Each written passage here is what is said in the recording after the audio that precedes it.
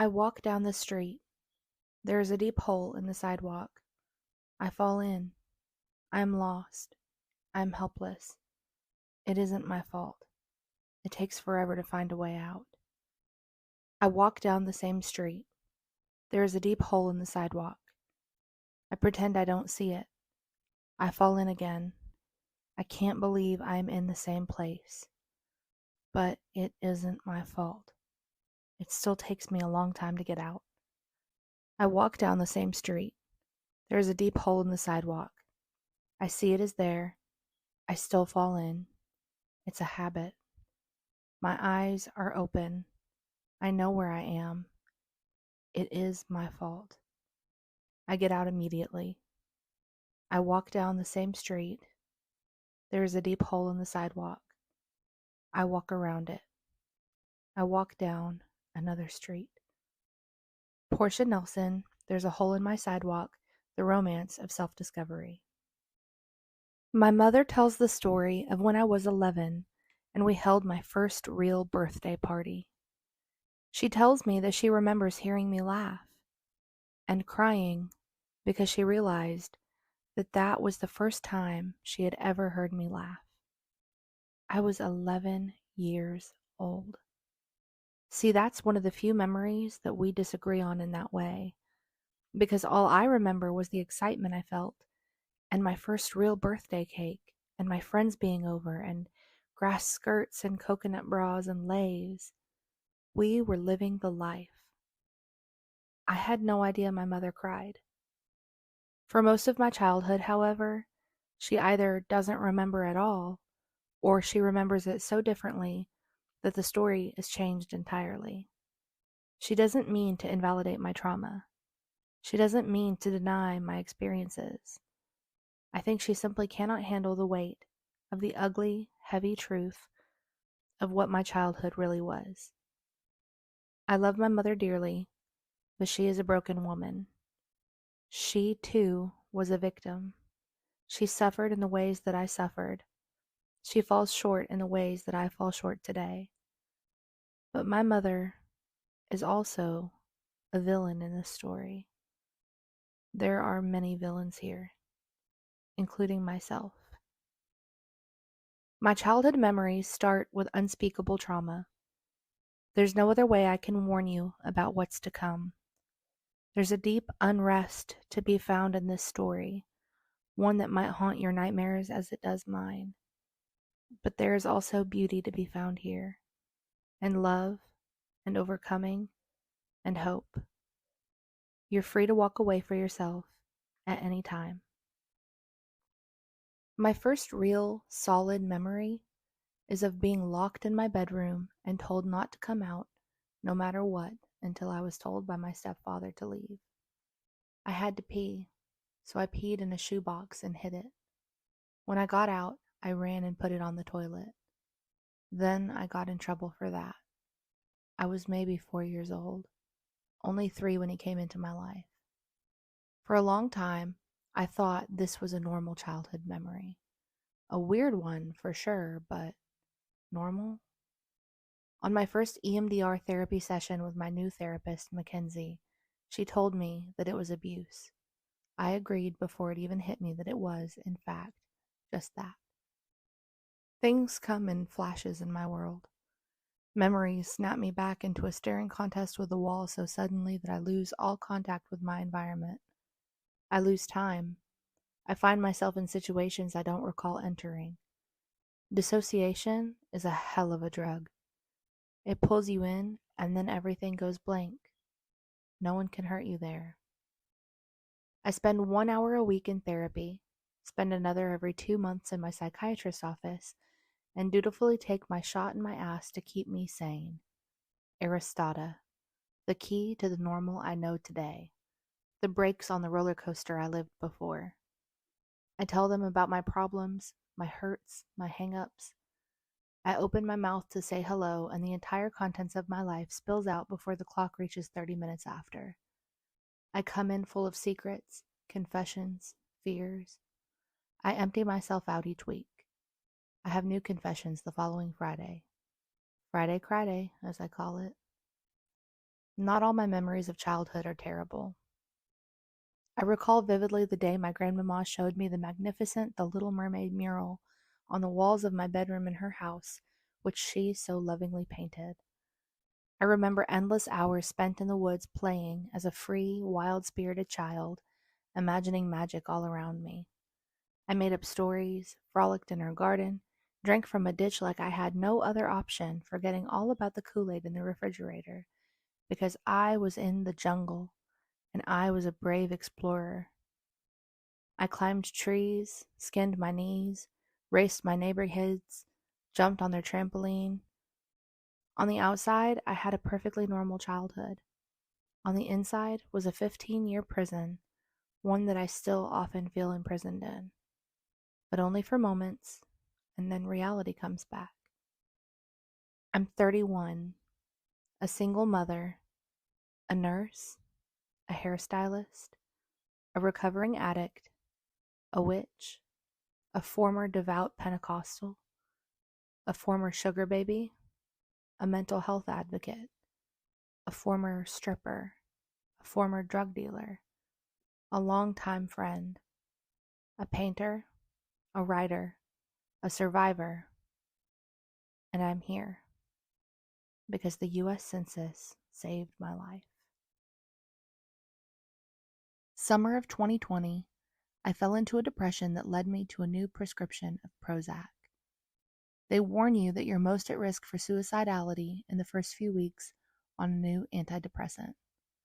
I knew that, yet still found myself unable to cope with the crippling intrusive thoughts that bombarded me day in and day out.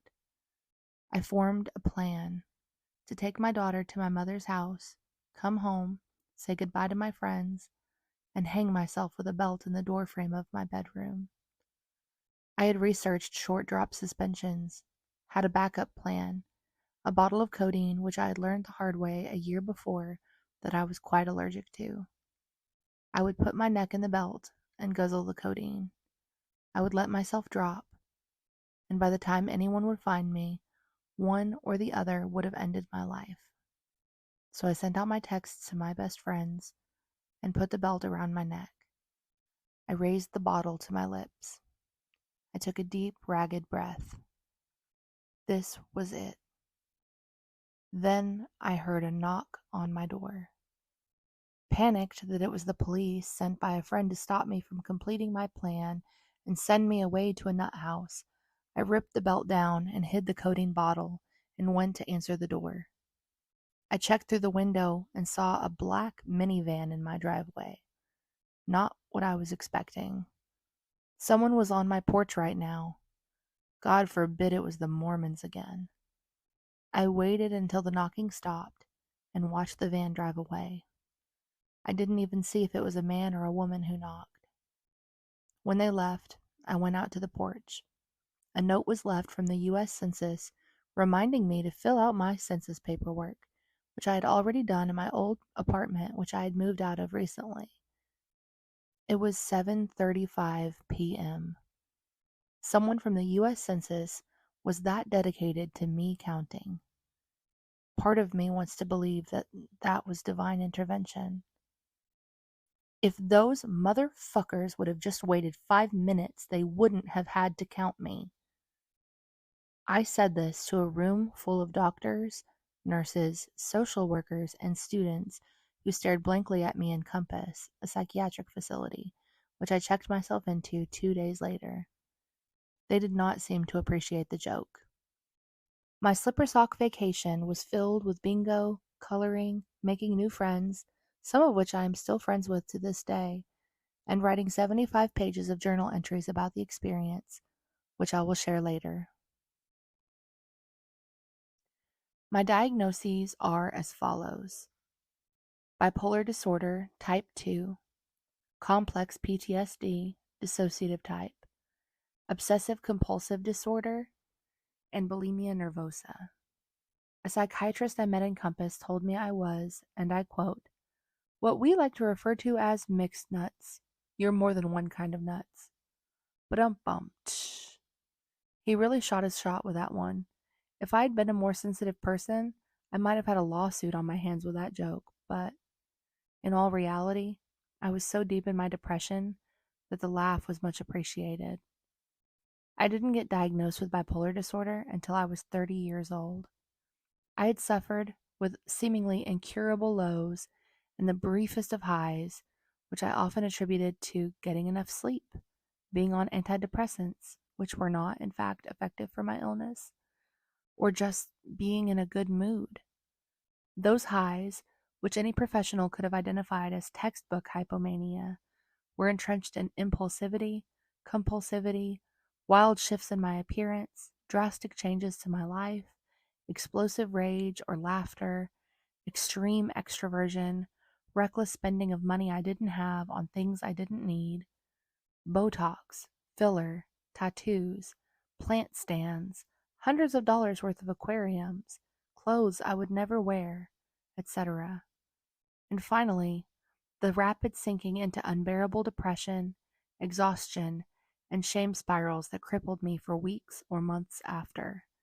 Suicidal ideation was always sure to follow. The depression was always more direct, easier for a doctor to identify, and I was always self-aware of it. Unfortunately, most people with bipolar disorder do not seek out medical attention for their mania because it just feels so damn good in the moment. I would go to get treatment for my depression when my antidepressants just stopped working, and after trying what seemed like dozens of medications, I was still left with these dramatic lows, never mentioning the highs that preceded them. It wasn't until I had been in therapy consistently for a year after my voluntary hospitalization that I brought up to my therapist at the time, Rachel, that my best friend believed I was bipolar. Rachel's response? Yes, you're definitely bipolar. Are you not already diagnosed with that? Excuse me, ma'am. No, I am not. So from there, I went directly to my psychiatrist, who concurred because I was currently quite obviously hypomanic, and there began my first round of Abilify, a mood stabilizer, classed more specifically as an atypical antipsychotic. She warned me about EPS, intense jerking, tremors, or uncontrolled movements that may result from this class of medications. The thing that was most notable about this appointment was not, as much as it may surprise you, being put on antipsychotics and told I had a lifelong, incurable psychiatric disorder. It was the way she treated me so entirely differently from the way she had treated me before this diagnosis. She was stern now, cruel even, and clearly had some personal hang-ups about the illness. Maybe a family member had it. Maybe she just bought into the stigma surrounding this disorder. But the way she made me feel was worse than any preconceived notion I had about it. I must be a monster for her to treat me this way, I thought. She told me about the brain damage that's caused by uncontrolled mania and assured me that no matter what medication I was on, there would always be breakthrough depression and mania. She left me so concerned for my own intelligence and ability to care for myself in the future that I broke down to my therapist the following day about it. She told me I'm brain damaged, Rachel. Shocked and out of her scope, she brought someone else in to calm my nerves about my new diagnosis. Sarah, a nurse practitioner who warmly and calmly explained that not only would I not live my life irreparably brain damaged, but that I would likely thrive with my new medication and function on a much greater level than I had before. I was so overwhelmed with relief that I sobbed even harder and begged her to be my new shrink.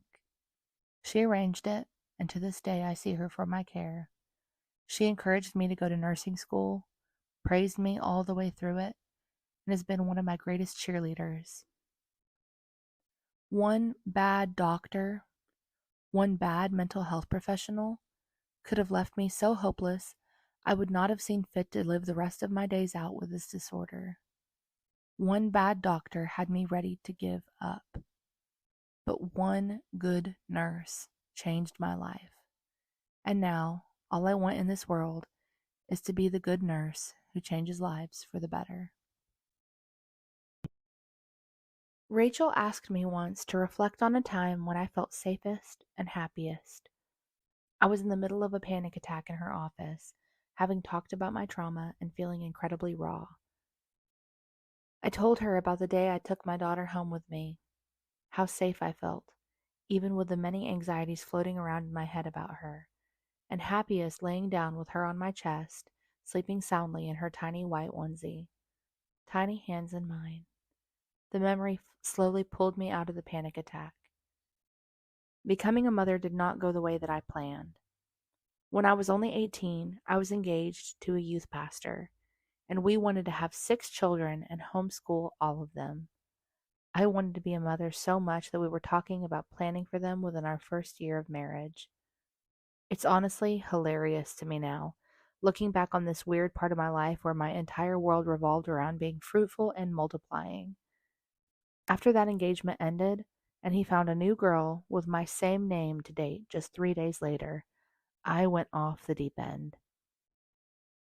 I went with my best friend to a place called Sensations, the least sensational gentlemen's club in the state, where my interview consisted of a middle-aged man asking me to spin for him while he gaped over the size of my ass and tits and said, "How old are you again?" 18. I was barely legal, but legal enough to be employable as a stripper. No, I would not call it exotic dance what I did, because there was nothing less exotic to me than being roped and extorted by old men. But I was living my life the way I wanted to, free of the shame and guilt surrounding my own sexuality and embracing everything that wasn't the church. I was wild. I was thriving. They called me Cheyenne when I first started, a joke about how innocent and bashful I was, and then started calling me Kesha because of the way I came loose when Kesha was played by the DJ for me, and the similarities we had. My gold nose hoop, the long blonde wavy hair, the glitter everywhere. I paid off a car in the exactly 11 nights that I worked in that smoky bar.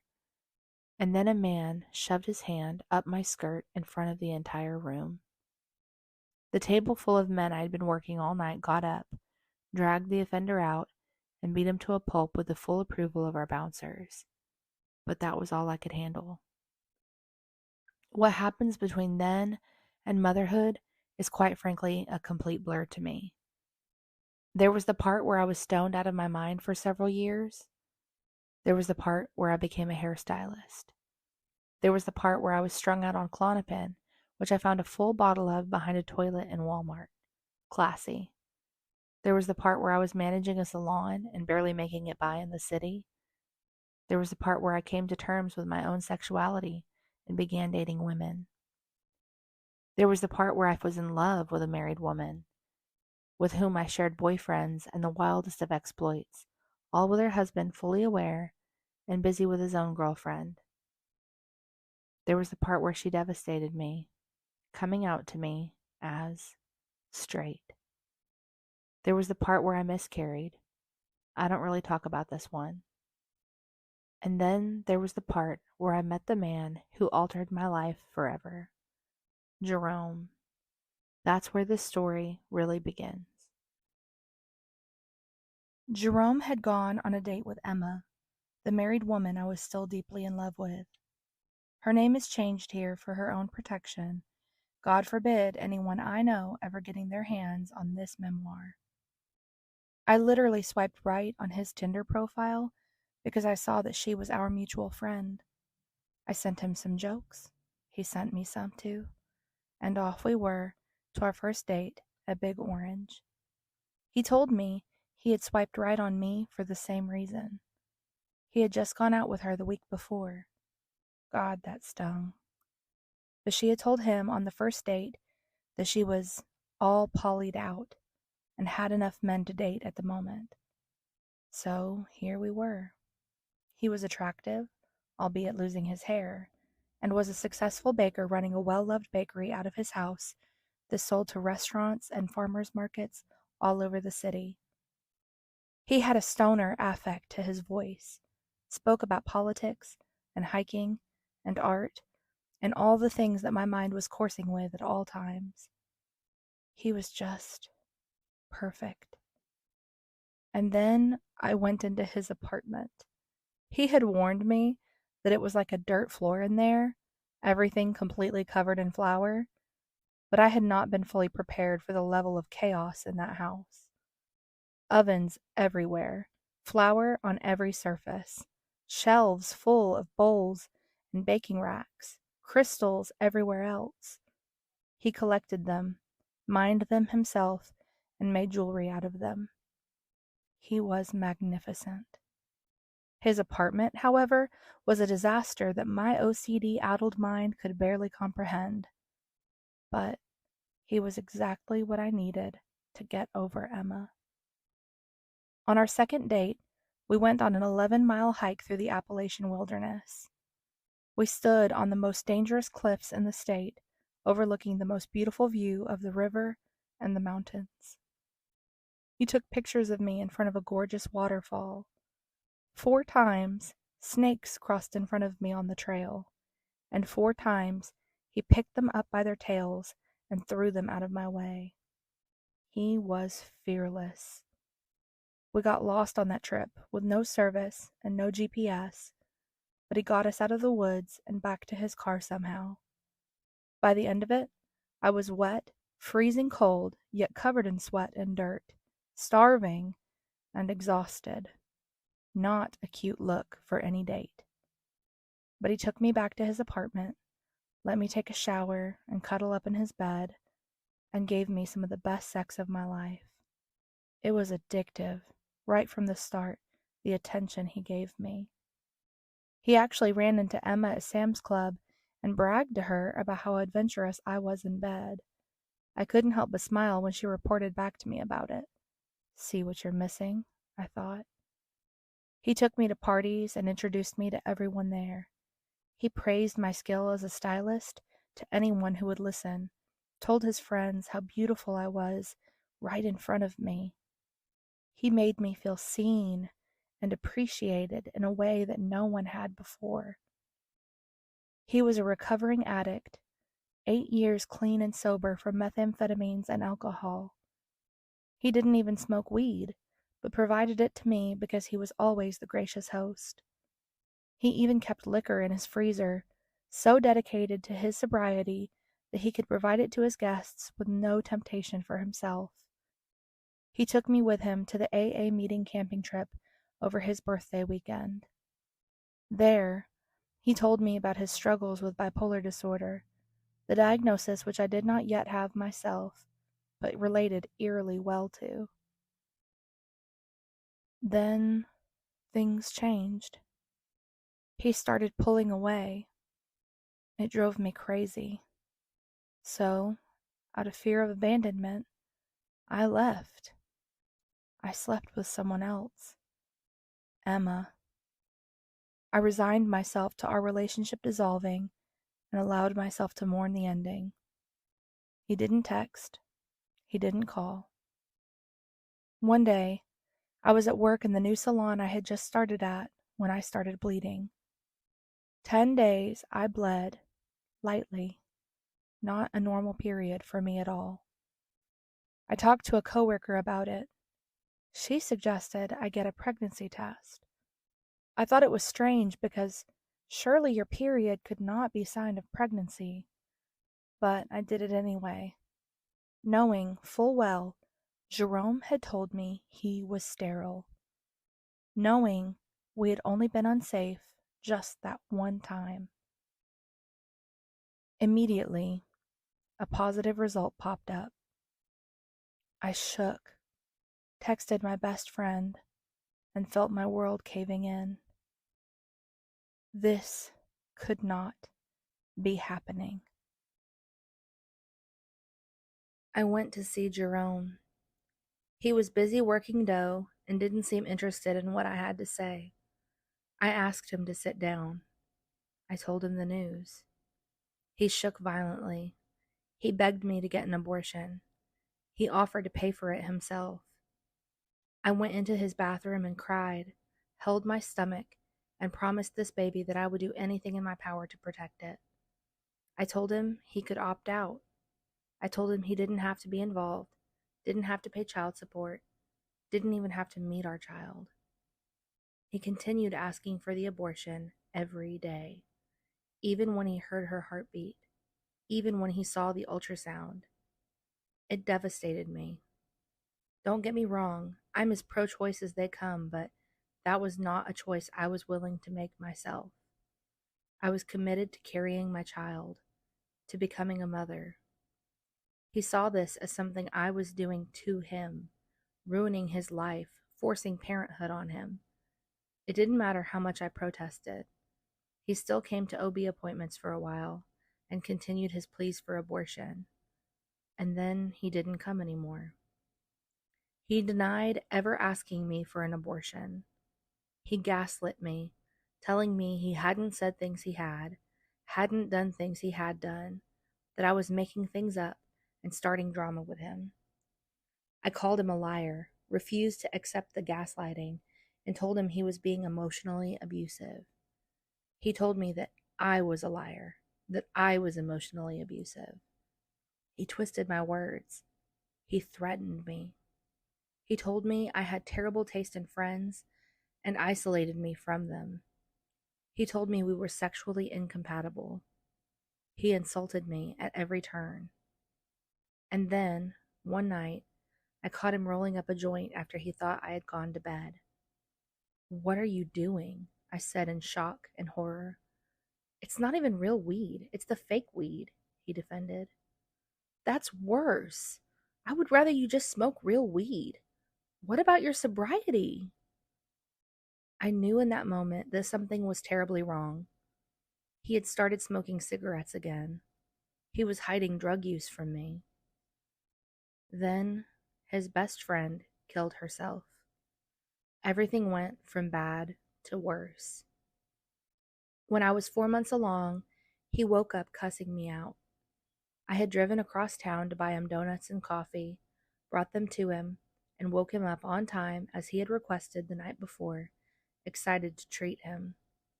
He was so furious with me for waking him up that he called me a bitch and told me I wasn't even worth the fight. We would scream at each other, spat hatred at each other every time we spoke. He told me I would make a horrible mother. I was depressed. I was becoming suicidal. I had to get back on antidepressants while pregnant because my OB assured me that the risk of a suicidal mother was greater to the baby than any possibility of risk from the medication. One day, I resolved to leave. If I wasn't worth the fight, I wouldn't fight anymore. It wasn't worth it. 4 months pregnant, I told him I was leaving. He begged me to give him another chance. He begged me to let him prove to me that things could change. I told him, despite everything inside of me crying out to stop me, that I could not stay with him for the sake of our baby. Then he disappeared.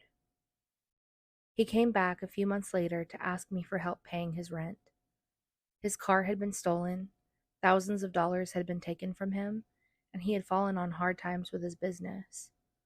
I agreed to help him and almost sent him the money when his mother called me and told me not to send him anything. She told me he had been kicked out of his apartment, that he was spending his money on drugs, and that he had probably sold his car. She begged me not to enable him, so I chose not to, against my deep urge to help no matter what he was spending his money on. He was the father of my child, but I had to put my child first. Throughout my pregnancy, I worked 2 jobs, 9 a.m. to 5 p.m. in the salon on my feet, then 5 p.m. to midnight car hopping at Sonic. I worked until my ankle swelled and I cramped so hard I thought I might lose her. I saved. I searched yard sales for diapers. I entered a pregnancy nutrition study to get more. I carefully cataloged all the baby clothes and supplies that I had, organized everything in obsessive fashion, and read books on birth and motherhood every day.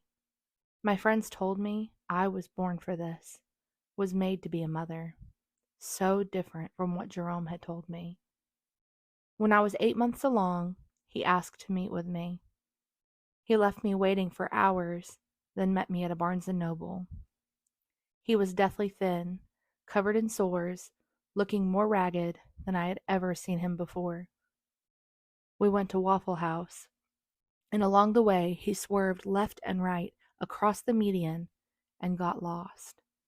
I was following behind him in my car, terrified that he was about to wreck at any moment. When we arrived, I asked him if he was high. He flat out denied it, said he was just tired.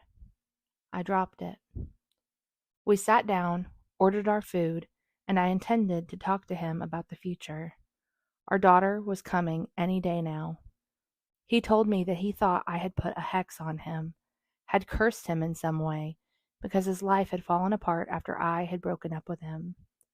I assured him that I only read tarot cards and wasn't some mystical being that could curse his life. But he was delusional, beyond reason. He asked about moving in with me. I told him I didn't think it would be a good idea.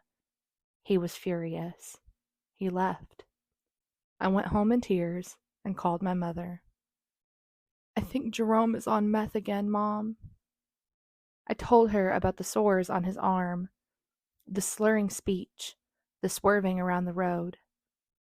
"Baby, I'm telling you right now, that wasn't meth." My mother had been a meth addict for 15 years of my life. She would know. I didn't want to know the truth.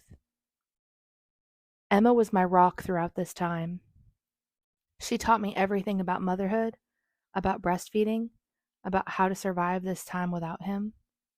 She threw my baby shower. She went with me to appointments. She walked miles with me when I was trying to walk my daughter out. So pregnant. She drove an hour from the city at 3 a.m. to take me to the hospital when I went into false labor. And when the time came for her birth, she stood in place of Jerome. She played with my hair to calm my nerves. She held my hand while I pushed. She took the photos. She was the midwife I never hired. She was the one who kept me sane. Shortly after I gave birth, she wiped her phone and handed it to me. "I bought another one. Take this. You deserve to take good pictures of your daughter. She's so beautiful." When I look back at this time, I can't help but fall in love with Emma again. Jerome's mother told me not to put him on the birth certificate, not to give her his last name. So I didn't. I told the nurses I didn't know who the father was. One day, Jerome's mother called me. She told me he had been on heroin and in jail, but that he was sober now. He was in a rehab facility, and that he wanted to meet our daughter.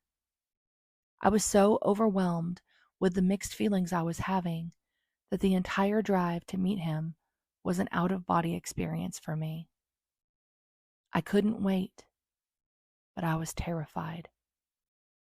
He picked her up in his arms, took pictures with her, showed her off to everyone there, just as he had with me at one time.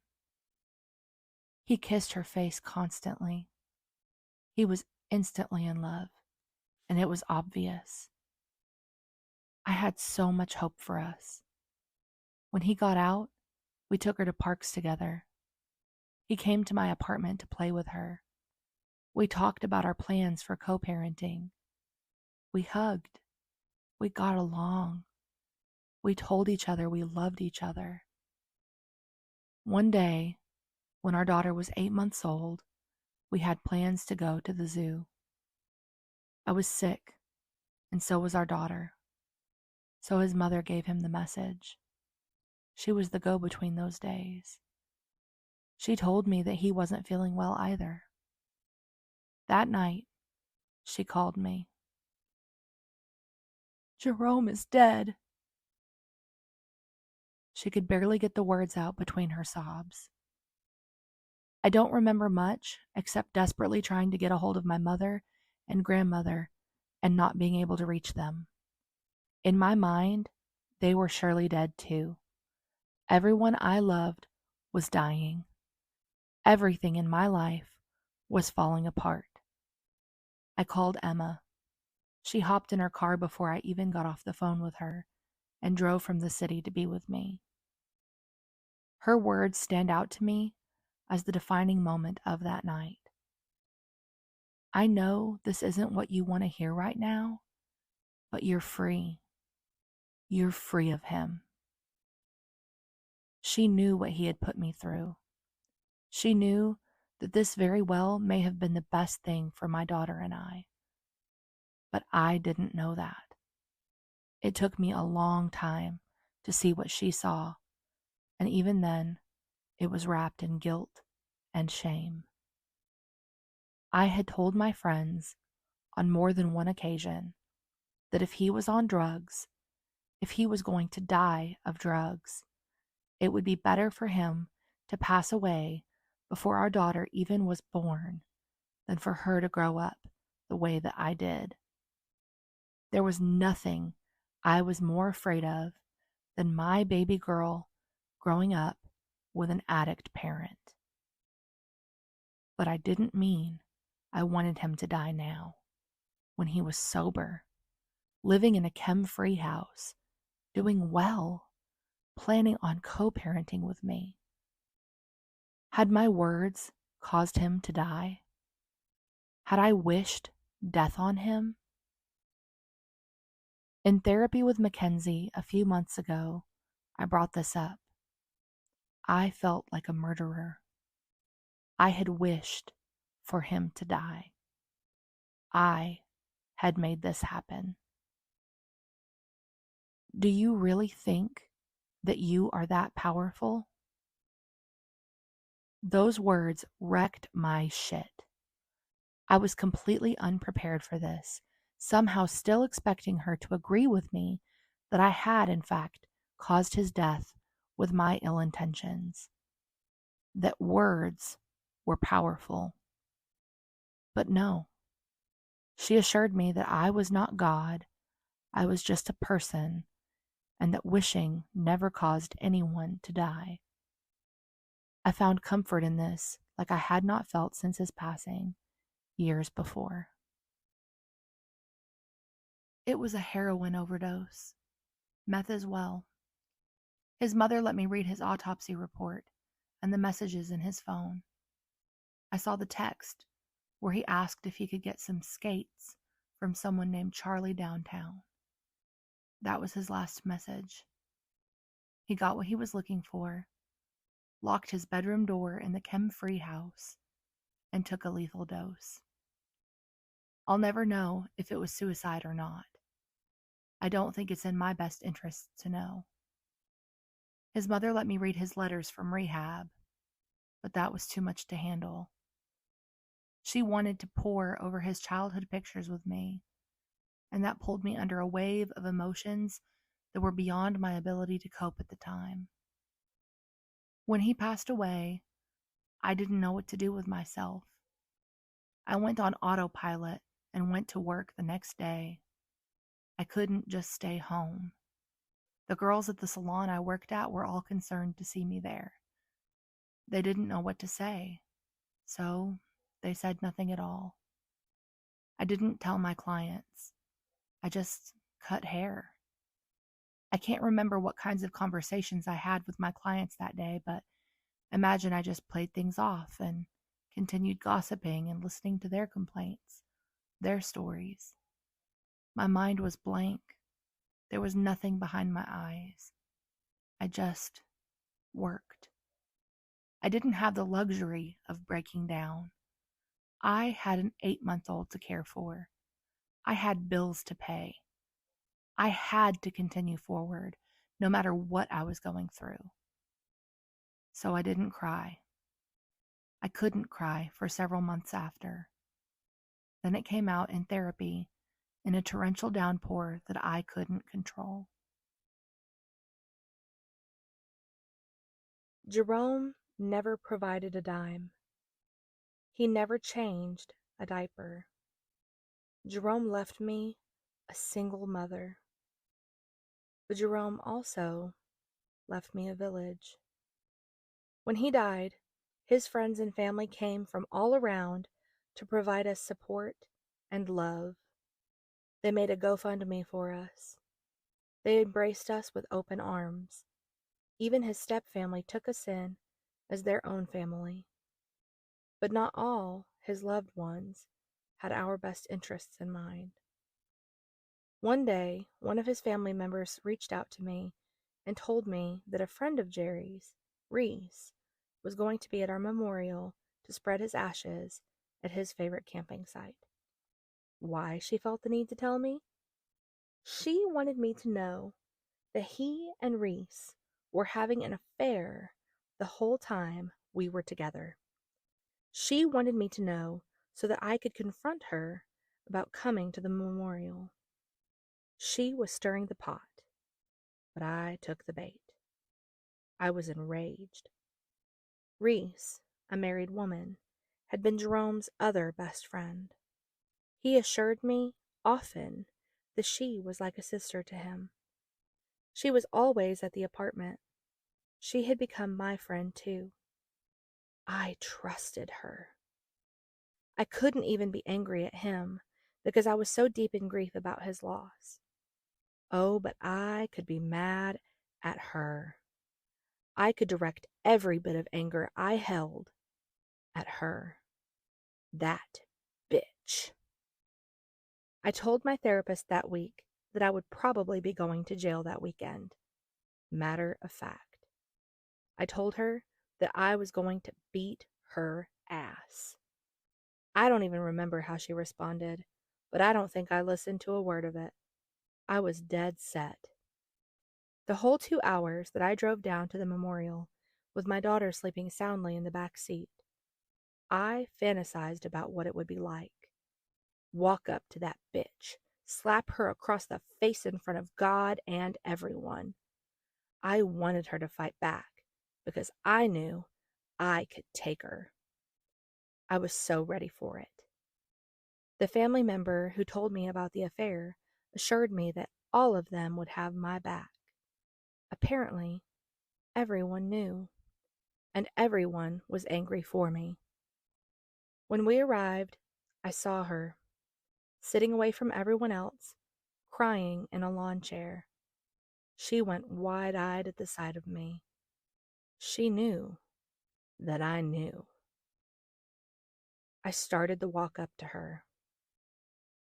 And then it hit me. This girl, the one with no one to greet her the way they greeted me, no one to comfort her the way they comforted me, crying alone in a lawn chair, was in love with him too. She had lost him too. It wasn't just me who was grieving. And I was the one left with his daughter and his entire family around me. She didn't deserve the anger I was putting into this. So I, to the surprise of everyone there, invited her over to talk to me. And I hugged her. I told her I was sorry for her loss too. She went with his mother to spread some of his ashes, and I waited, gave them their moment, and took my turn. With our daughter on my hip, I walked to the water's edge. I opened my little bag and poured it out. I watched his ashes blow in the wind into the lake. Goodbye, Jerome. Every year, on his birthday, I take my daughter to a memorial stone that we have for him in the Jewish cemetery. We go pick out crystals at a little metaphysical store in the city, go clean off his stone, place his new crystals on it, and I take pictures of her with him. Even though his ashes are spread in the lake and in bags at my house and his mother's, I feel his presence so clearly there. I wrap up in a quilt made of his clothes to comfort myself. I look at my daughter, sleeping, and see his face. Her smile lights up, and it's entirely his smile. I feel blessed to have these reminders of him, despite the reality of what our relationship was: a disaster, a nightmare, a traumatic event. There's no way for me to look at the past without my vision clouded with grief. I can't look back at our relationship and feel angry anymore. I can't look back and see it with the perspective that my friends and family do. He will forever hold a place in my heart. But Emma was right. I was free. The following summer, I went on a trip to Florida with two of my friends, Deidre and Tiffany. They convinced me that a getaway was exactly what I needed to heal. We got our lashes done, got Tinder gold, and planned for a wild time. We hit all the biggest and craziest clubs in Panama City. We danced on bars and drank to excesses our livers might never recover from. We hooked up with random attractive men and came back to our hotel room at dawn. On day 2, Tiffany spiked my wine with Molly. That night, she finessed her way into a bag of cocaine for us. Our first time trying it. All of us together. I got so fucked up that I camped out on a beach chair in the rain, lulled to sleep by the sounds of the waves and wind and thunder. My friends found me out there and dragged my drunk ass back inside. But for a moment, I was in heaven out there. Crossfaded 3 ways to Sunday, in love with the ocean, and thousands of miles away from all my worries and responsibilities. The next day, I caught the attention of a bouncer at one of the clubs. We left together, and I got up to his apartment. He had a full VR setup in his living room long before that was easily accessible. We played like kids. He was geeky in all the right ways. We started hooking up, and then he started clutching his chest. Too drunk to fully comprehend what was going on, I asked him if he was okay. I had a heart attack a few years ago. I have heart problems. It's just acting up. What would I do if this man keeled over from 3 thrusts? My mind was a blur. Do you call 911? Do I just leave? Fortunately, the poor guy survived, but I think his ego may have taken longer to recover. I waited until I was sure he didn't need to go to a hospital, and then he called me an Uber. I told my friends that I almost killed a man during sex. We all had stories to share after that night. One night, my friends got kicked out of 2 consecutive clubs, so I left with a Marine. When he dropped me off at my hotel, Deidre and I traded salacious tales and went to sleep. The next morning, we discovered that Tiffany had slept on the picnic table outside because we had left her and locked the door. We started calling her Picnic for a while. Not our best moment in the history of our friendship. When we got back home, we realized that cocaine was something we wanted to try again. I wanted to try it without any other drugs in my system. I wanted to give it a fair shot. Deidre and Tiffany were already in love with it. They acquired it for our next girls' night out, and I happily shared with them. I don't remember how it came about, but one day I found myself buying a gram to use during the week. I took a bump in the morning to get my day started, and then I took bumps at night while I cleaned my house, and then I took bumps at work, and then I just quit. I texted Tiffany and told her I didn't want her to ever sell it to me again. A year went by, and then one day I tried it again, and I bought it again, and decided, once again, to quit. I liked it too much. I loved it even. But I couldn't just quit without finishing the bag. What a waste of money. I had to finish what I had started. So I set out to do the whole bag. I told a much more conservative friend who was a nurse what I was doing. She was concerned for me, of course, but I assured her that it would be just fine. I finished it. My heart was racing out of my chest, but by God, I finished it. And then I got the call. My ex-boyfriend, the one who treated me the best of all of my exes, Tyler, was dead. He had been killed in a motorcycle accident. I cried until I threw up. I cried until I passed out. To say it was dramatic would be an understatement.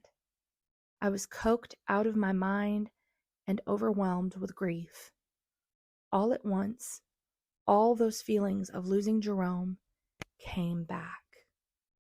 All of my losses were happening again in this moment like a flood.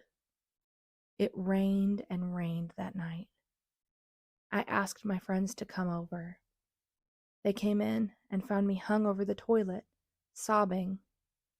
They didn't know what to say, so they held me while I cried. That was the best thing they could have done in that moment.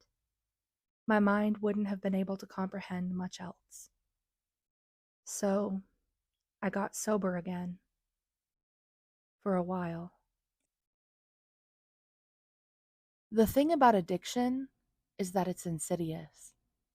It sneaks up on you, one small, seemingly inconsequential choice after another. You're just having fun.